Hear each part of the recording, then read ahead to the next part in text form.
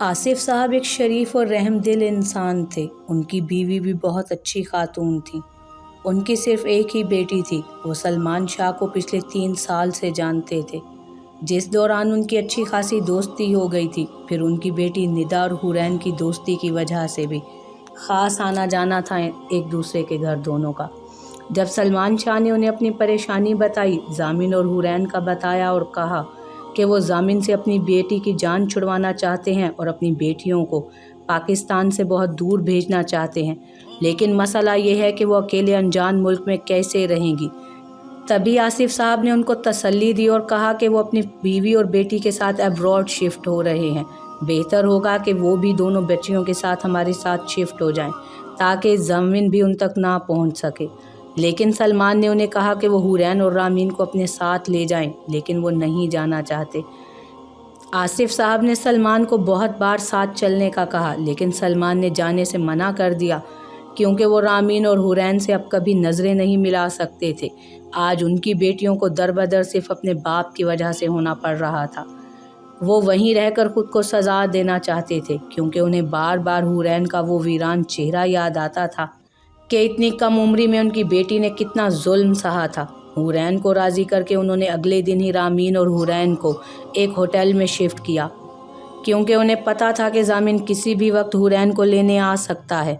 تقریباً 1 ہفتے بعد ہی حورین اور رامین آصف صاحب کی فیملی کے ساتھ پاکستان سے بہت دور چلی گئیں۔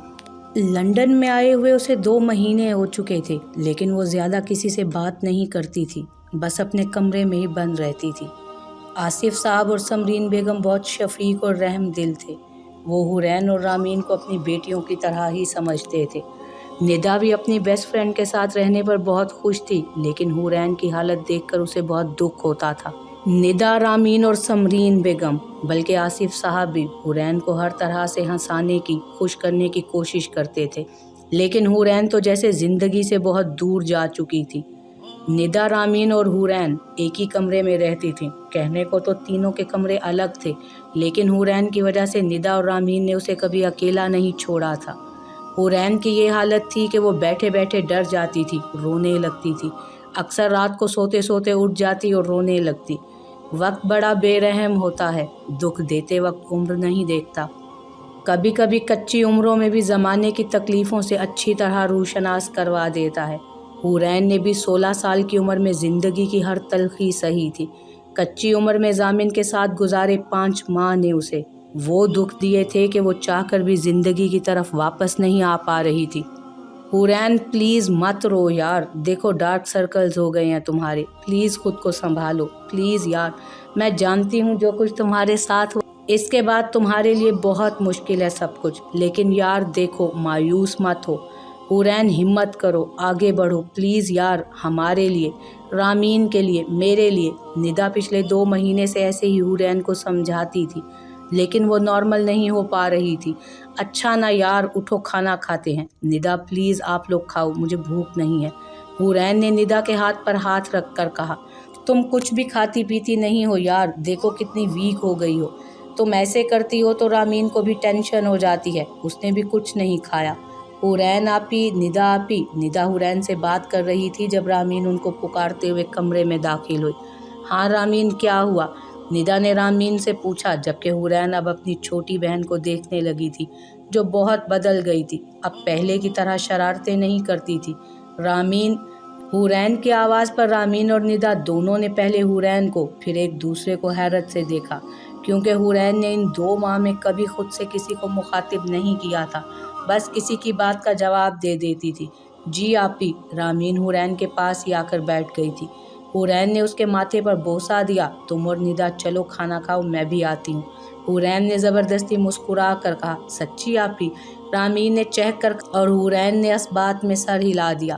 حورین بیٹا، آج پھر ندا حورین کے سامنے بیٹھی اس کو سمجھا رہی تھی، کیونکہ حورین رات کو پھر سے ڈر گئی تھی اور اس وجہ سے اس نے اپنے آپ کو کمرے میں بند کر لیا تھا۔ جب آصف صاحب اور سمرین بیگم رامین کے ہمراہ کمرے میں داخل ہوئے تھے اور آصف صاحب نے حورین کو پکارا تھا، جی انکل، حورین نے اپنے آنسو پونچھے اور سر پر دوپٹہ ٹھیک کیا۔ آصف صاحب کمرے میں پڑی ایک کرسی کھینچ کر بیٹھ گئے، جبکہ سمرین بیگم، حورین اور ندا اس کے قریب بیڈ پر ہی بیٹھ گئی اور رامین حورین کے بالکل ساتھ لگ کر بیٹھ گئی۔ بیٹا آپ کب تک کمرے میں بند رہیں گی؟ آصف صاحب نے سمرین بیگم کو اشارے سے چپ ہونے کو کہا تو وہ چپ ہو گئیں۔ ندا اور رامین بیٹا آپ دونوں ڈنر شروع کریں جا کر، ہم حورین کو لے کر آتے ہیں۔ چیئر پر بیٹھتے ہوئے آصف صاحب نے ندا اور رامین سے کہا۔ ندا اور رامین نے باری باری حورین کے ماتھے پر بوسہ دیا اور کمرے سے باہر چلی گئیں۔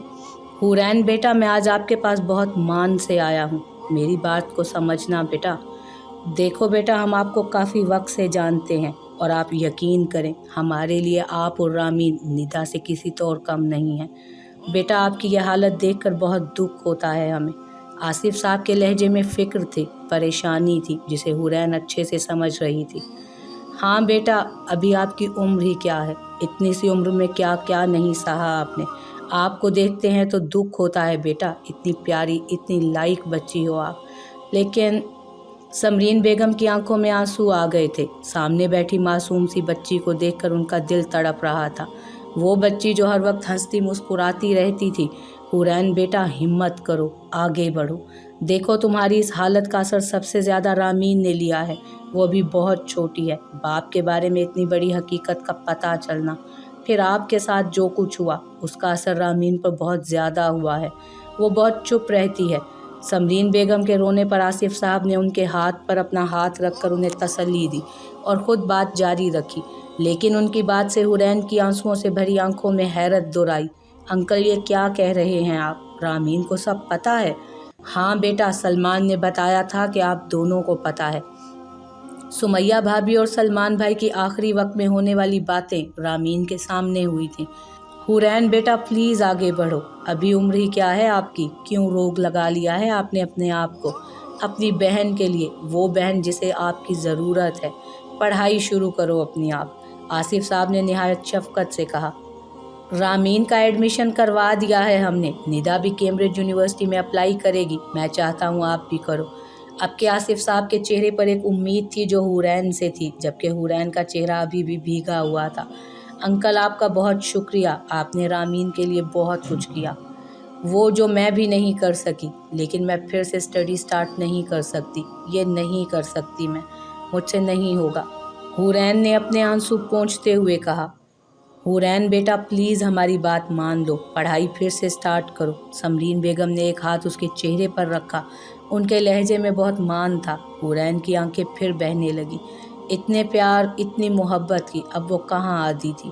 ٹھیک ہے لیکن انکل میں اور رامین آپ پر بوجھ نہیں بنیں گے، آپ نے جتنا کچھ کیا ہمارے لیے اتنا کوئی بھی نہیں کرتا، میں آپ دونوں کا جتنا شکریہ ادا کروں وہ کم ہے۔ انکل میں جاب کر لوں گی، اپنا اور رامین کا سارا خرچ، اتنا پر آیا سمجھ لیا آپ نے ہمیں، اب آپ جاب کریں گی بیٹا، میں اس انجان شہر میں آپ کو کبھی بھی اجازت نہیں دوں گی۔ حورین کی بات کاٹ کر سمرین بیگم بولی تھی۔ بیٹا سلمان کے اکاؤنٹس میں اتنی رقم ہے کہ آپ اور رامین کسی کی محتاج نہیں ہیں۔ انکل میں پاپا کے اکاؤنٹس یوز نہیں کرنا چاہتی، میرے اور رامین کے اکاؤنٹس میں ہمارے حصے کی رقم ہے جو دادی جان نے میرے اور رامین کے نام کی تھی، ہم بس وہ یوز کریں گی، پاپا کا کوئی پیسہ نہیں۔ آپ ناراض ہو اپنے پاپا سے؟ نہیں انکل وہ باپ ہے میرے، میں کبھی ان سے ناراض نہیں ہو سکتی، ہاں لیکن ان کے پاس جو پیسے ہیں وہ ہمیں نہیں چاہیے۔ اچھا اگر ایسی بات ہے تو آپ کو میری کمپنی جوائن کرنا ہوگی تاکہ ہمیں تسلی رہے۔ آصف صاحب حورین کی خودداری کو دیکھ کر متاثر ہوئے تھے، تبھی ایک مناسب حل نکالا تاکہ وہ بھی سلمان کو دیا ہوا وعدہ نبھا سکے اور حورین کی خودداری کو ٹھیس بھی نہ پہنچے۔ بہت شکریہ انکل آپ کا، بیٹیاں شکریہ ادا نہیں کرتی، چلو اب ہمارے ساتھ باہر کھانا کھاتے ہیں۔ سمرین بیگم نے حورین کو پیار سے گلے لگایا تھا اور آصف صاحب نے حورین کے سر پر شفقت بھرا ہاتھ رکھا تھا۔ ضامن ابھی سے ہمت ہار رہے ہو؟ ہاں؟ ضامن آج بھی مایوس ہو کر لوٹا تھا، اتنی کوشش کے باوجود بھی۔ حورین کا کچھ پتہ نہیں چل رہا تھا۔ پاکیزہ شاہ نے اس کے اداس چہرے کو دیکھتے ہوئے کہا، ماما وہ مل ہی نہیں رہی کہیں۔ ضامن نے ان کی گود میں سر رکھ دیا جبکہ ان کی آنکھوں میں آنسو تھے اور وہ چھپا رہا تھا اپنی ماں سے۔ جانتے ہو ضامن جب تم حورین کو لے آئے تھے اچانک اور حورین میرے گلے لگ کر روئی تھی، اسی وقت مجھے شک ہو رہا تھا جیسے حورین کچھ کہنا چاہتی ہے۔ اسی طرح جب جب وہ میرے سامنے آتی تھی اس کی آنکھوں میں ایک درد ہوتا تھا، لیکن اس کی آنکھوں میں اور تمہاری آنکھوں میں ایک دوسرے کے لیے کبھی نفرت نہیں دیکھی میں نے۔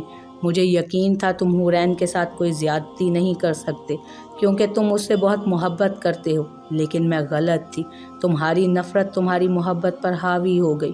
وہ ایک پل کے لیے رکی تھی کہ شاید ضامن کچھ بولے، لیکن ضامن تو ان کی باتیں سن کر خود کو زمین میں دھنستا ہوا محسوس کر رہا تھا۔ بہت بڑی غلطی ہو گئی ماما، لیکن ایک بار، صرف ایک بار وہ مجھے موقع دے دے، اس کے پیروں میں گر کر معافی مانگوں گا۔ یہ الفاظ وہ ضامن شاہ کہہ رہا تھا جو کبھی کسی کے سامنے جھکا نہیں تھا۔ آج اس لڑکی کے قدموں میں بیٹھ کر معافی مانگنے کا کہہ رہا تھا، جس لڑکی کو اس نے بری طرح استعمال کیا اپنے انتقام میں۔ وہ مناظر ضامن کی آنکھوں کے سامنے سے کسی فلم کی طرح گزر رہے تھے۔ اب وہ حورین کی اذیت اور تکلیف کو یاد کر کے پھوٹ پھوٹ کر رونے لگا تھا۔ ماما، میں اس سے بہت محبت کرتا ہوں۔ میں کتنا بد نصیب ہوں، اپنی محبت کو پا کر کھو دیا۔ ماما، میں نے اس لڑکی کو کھو دیا جسے بچپن سے محبت کی۔ ماما پلیز آپ دعا کریں نا وہ مجھے مل جائے، میں نہیں جی سکتا اس کے بغیر۔ وہ ایسے کہہ رہا تھا جیسے ایک 10 سال کا بچہ کسی چیز کے لیے ماں سے ضد کرتا ہے۔ صبر کرو ضامن، خدا صبر کرنے والوں کے ساتھ ہے۔ وہ ماں تھیں اور ان کا دل پھٹتا تھا اپنے بیٹے کو اس اذیت میں دیکھ کر۔ وہ چپ ہو گیا تھا، اٹھ کھڑا ہوا۔ اب اس کا رخ واش روم کی طرف تھا۔ کچھ دیر میں جب وہ واپس آیا تو وضو کا پانی اس کے چہرے سے ٹپک رہا تھا۔ پاکیزہ شاہ اپنے بیٹے کی ایک ایک حرکت کو دیکھ رہی تھی۔ اب ضامن مصلی بچھا کر نماز ادا کرنے لگا۔ نماز ادا کر کے جب اس نے دعا کے لیے ہاتھ اٹھائے تو ایک بار پھر رونے لگا۔ اسے وہ وقت یاد آیا جب حورین بھی ایسے ہی مصلی پر بیٹھ کر روتی تھی۔ رب اور بندے کا رشتہ یہ ازل سے ہے اور ابد تک رہے گا۔ یہی باقی ہے، باقی سب فانی ہے۔ ساری دنیا اکٹھی کر کے بیٹھ جائیں، اپنے دکھ بتائیں، روئیں، چلائیں، دہائیاں دیں، اطمینان نہیں ملے گا۔ ایک آنسو اپنے رب کے سامنے بہا دیں، اللہ کا کرم، فضل، رحم، اطمینان، سبھی کچھ تو مل جاتا ہے۔ وہ دھیمی دھیمی آنچ جو سینے میں نہ جانے کب سے جل رہی تھی اب آگ بن چکی ہے۔ بے چینی، بے چارگی، دکھ، ملال، گزرتا ہوا ایک ایک لمحہ صدیوں پر محیط، گویا یہ انتظار، لا حاصل انتظار۔ چشمے ویراں سے بہتی قطرہ قطرہ تیری یاد، یہ ہونٹوں پہ لرزتی دعائیں، یہ ٹوٹے حوصلے، یہ وحشت زدہ تنہائی، ترستی سماعتیں۔ کوئی تو خوش گمانی بھیجو جو روح کو سرشار کر دے، میرے تمام عمر کے ہجر کو وصال کر دے۔ خدا ہی انسان کو ایسی جگہ لاتا ہے جہاں آ کر وہ بے بس ہو جاتا ہے، جہاں اس کی مدد وہ لوگ بھی نہیں کر سکتے جو کہنے کو ہمدرد ہوتے ہیں۔ یہی وہ جگہ ہے جہاں خدا انسان کو اس کی اصل حقیقت سے روشناس کرواتا ہے۔ اس کے بعد انسان کا ہاتھ تھام کر اس کو سیدھی راہ پر لاتا ہے، کیونکہ وہ رب ہے جو انسان کا ہاتھ کبھی بھی کسی بھی حال میں نہیں چھوڑتا۔ ضروری تھوڑی ہے کہ اللہ نیک اور پرہیزگار لوگوں کو ہی ملے، کبھی کبھی مجھ جیسے گناہ گار لوگوں کو بھی وہ جل جلالہ بہت قریب محسوس ہوتا ہے، اور تب وہ یہ نہیں کہتا کہ تم تو بہت گناہ گار ہو، میں کیوں سنوں تمہاری، بلکہ وہ یہ کہتا ہے کہ سناؤ اپنی کہانی، میں سنوں گا، ایک ایک حرف، ایک ایک آنسو سنبھال کر رکھوں گا، ایک ایک دعا کی التجا کا اجر دوں گا، اور مجھ جیسے گناہ گار اسی بات پر خوش ہو جاتے ہیں کہ وہ سن رہا ہے۔ جانتی ہو جانے من، مرد سچی محبت اس وقت کرتا ہے جب اس کی نگاہ دوسری عورت کے سامنے جھک جاتی ہے، اور خدا شاہد ہے میں نے کبھی تمہارے علاوہ نامحرم لڑکی کی طرف آنکھ اٹھا کر نہیں دیکھا، کیونکہ جیسے ایک عورت پابند ہے مرد سے وفا کی، ویسے ہی مرد بھی عورت سے وفا کا پابند ہے۔ وقت گزر رہا ہے اور مجھے تمہارا انتظار ہے، اور اس انتظار میں بڑھتے ہوئے دنوں کے ساتھ میری محبت عشق میں بدل رہی ہے۔ کبھی کبھی جب مجھے تمہاری کمی شدت سے محسوس ہوتی ہے، میں آنکھیں بند کر کے تمہیں اپنے آس پاس محسوس کرنے کی کوشش کرتا ہوں۔ ضامن شاہ کے تصور میں صرف حورین تھی، اس کی سوچوں میں صرف حورین کا قبضہ تھا۔ محبت تو یہی ہے نا کہ مجازی کی جستجو میں حقیقی کی قربت حاصل ہو جائے۔ مسجد سے واپسی پر وہ اپنے تصور میں حورین سے مخاطب تھا۔ اس کے لب مسکرا رہے تھے جبکہ اس کی آنکھیں برس رہی تھیں۔ میں بھاگنا چاہتی ہوں، بہت دور تک، جہاں میرے سوا کوئی نہ ہو، جہاں بندہ نہ بندے کی ذات ہو۔ میں بھاگتی جاؤں اور بس وہاں ویرانیاں ہوں، سنسان سی جگہ ہو، वहाँ जाकर मैं अपने सारे दुख फेंक आऊँ। वहाँ मैं अपने माजी की तलखियाँ छोड़ कर आना चाहती हूँ। मैं चाहती हूँ मैं उस जगह से लौटूँ जब तो मंज़र बदल चुका हो। मैं अपना माजी, अपने दुख, अपनी अज़ियतें, अपनी तकलीफ़ें सब भूल चुकी हूँ। ऐसी जगह जाना है मुझे। तुम्हारी मोहब्बत के ये माहौसाल किसी सांप के जहर की तरह मेरे वजूद में नए सिरे से जहर उंडेलते हैं। तुम माजी बन गए हो, और जब उस माजी को सोचती हूँ तो मेरे हाल में अंधेरा हो जाता है। आगे बढ़ने के सारे रास्ते तारीक हो चुके हैं। तारीकी मुझे माजी की तारीकियों की तरफ धकेलती है। जाले उगे स्याह रास्ते किसी मकड़ी के जाल की तरह मेरे जिस्म में पैवस्त हो जाते हैं। क्या हो जाता अगर तुम्हें मुझसे मोहब्बत हो जाती? मैं चलता फिरता काई ज़दा वजूद बनने से बच जाती। ज़िंदगी वहाँ से शुरू होती है जहाँ हम सोचते हैं कि अब गम ज़िंदगी का हिस्सा है, और ज़िंदगी वहाँ ख़त्म होती है जहाँ हम ये सोचते हैं कि अब इन गमों के साथ ही जीना है। और आखिर में हम ज़िंदगी तब जीते हैं जब ये जान जाते हैं कि अल्लाह के सिवा कोई अपना नहीं। अल्लाह जी, आप मुझे देख रहे हैं ना? मैं हर वक्त आपको याद करती हूँ, फिर सोचती हूँ आप तो मेरी शाहरग के पास हैं। जब मैं आपका ज़िक्र करती हूँ तो मुझे लगता है कि आप मेरे आसपास रोशनियाँ बखेर चुके हैं। तब समझ आता है कि आप नूर हैं। ज़ामिन शाह, जब जब तुम्हारी याद तड़पाती है तो मैं रो रो कर अपने अल्लाह से एक ही दुआ करती हूँ कि मेरे मौला अब मेरा सब्र मत तोड़ना कि मैं कमज़ोर पड़ जाऊँ और उससे राब्ता कर लूँ। अब मैं उसके पास कभी नहीं जाना चाहती, और मेरा मालिक मुझे सब्र अता किए हुए है। शायद जिस दिन मैंने ये दुआ करना छोड़ दी तो एक बार फिर बुरी तरह टूट जाऊंगी, और खुदा ना करे कि अब ऐसा दिन कोई मेरी ज़िंदगी में फिर से आए। मैं तो इंसान हूँ, नहीं समझ सकती आपकी मसलहत। आप तो मेरे अल्लाह हैं ना, मेरी मुश्किलें आसान कर दें। ज़ामिन शाह, एक लड़की निकाह करते वक्त अपनी पूरी ज़िंदगी मर्द के नाम कर देती है, मगर इसका मतलब हरगिज़ ये नहीं कि वो मर्द की ग़ुलामी में आ जाए। मैंने तुमसे इतनी मोहब्बत की है कि मुझे खुद से नफ़रत होने लगी है। हुरैन कैम्ब्रिज यूनिवर्सिटी की राहदारियों से गुज़र रही थी, लेकिन वो आज खुद से भी जंग लड़ रही थी।